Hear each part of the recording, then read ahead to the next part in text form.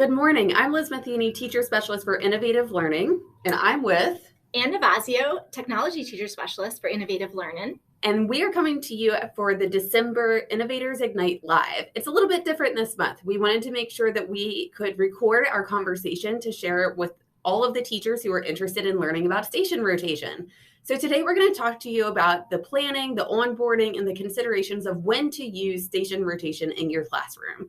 So when we talk about station rotation, we really talk about a balance of teacher-led, online, offline, independent, and collaborative stations that students engage with to enrich their learning and also extend their learning when appropriate.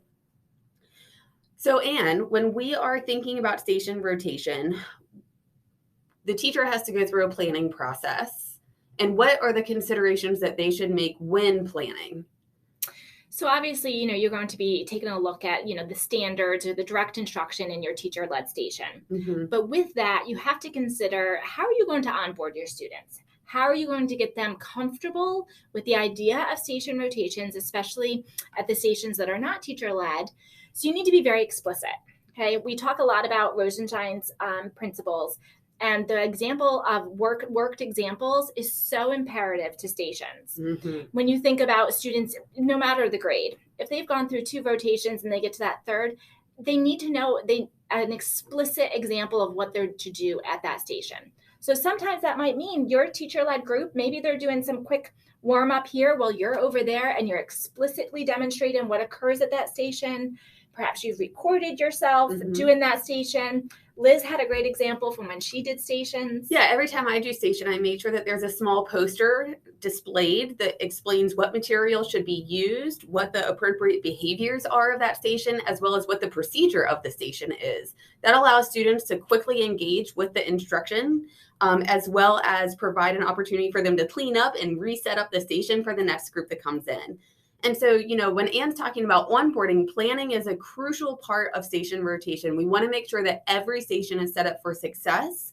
And so some considerations that the teacher needs to make is really thinking about, what do I need to get out of that teacher-led station? Is it going to be direct instruction? Is it going to be a formative assessment or a reteaching opportunity, depending on how I'm grouping the students that engage in that station? And then thinking about, how do I onboard students for success? Going back to all of the things that Anne just talked about. And so, Anne, when we're thinking about station rotation, what elements of, online, offline, collaborative station activities can kids engage with? So it's really important that you do have that balance, so that when you're thinking about, like, in our elementary schools, like if you're on an iReady station, hopefully your next one, it's offline, it's collaborative. You're taking that time to do that math talk, that math language. And then perhaps the next one is maybe it's independent, but perhaps offline again, or even a combination. Give them some choice of, like, I need you to do this work, but perhaps how you show me what you've understood could be offline or online. So it's really great to have that rotation there. And that's really throughout. You want to give them that opportunity, especially if you've got a really social class. That's a great kind of buy-in for them. If you're like, well, this is where you're going to do your independent work, but then I promise you that one station where you're going to get to collaborate and have those rich conversations is really important. Yeah, I've seen a lot of teachers this year specifically incorporate different instructional games and puzzles that students can collaborate with or do independently during station rotation.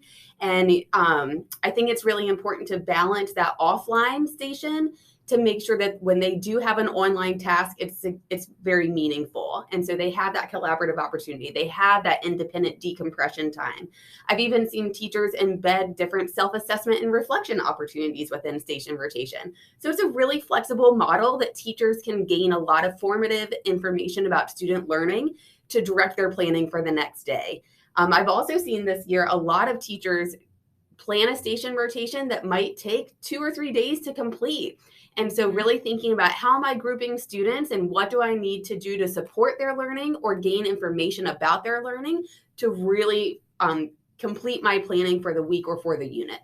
So thank you for coming to Innovators Ignite Live for December. We are always here to support you and to continue this conversation about station rotation. And next month, we are going to be focusing on refreshing and revising routines. So we hope that you join us for that. And so don't forget, with station rotations or with anything, think big, start small.